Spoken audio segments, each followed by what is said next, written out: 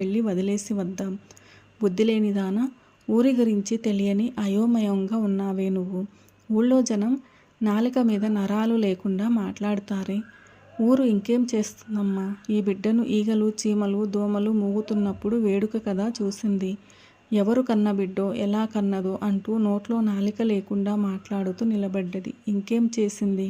అయ్యో భగవంతుడా, దీని బుద్ధి ఎందుకు ఇలా తీసిపోతోంది?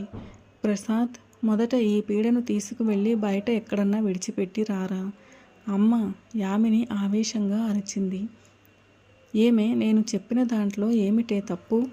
తప్పమ్మా, ఎవరో ఇద్దరు కోరికలు అణుచుకోలేక చేసిన తప్పుకు ఈ బిడ్డ ఏం చేస్తుంది? బిడ్డ తల్లి చేసిన అదే తప్పు నేను చేయను. బిడ్డను ఎవరికి ఇవ్వను. కన్న బిడ్డను తల్లి గుండెలకు హత్తుకున్నట్టు యామిని బిడ్డను హత్తుకుంటుంటే బెదిరిపోయి నిలబడి చూస్తున్నారు తల్లి తండ్రి ఇద్దరు.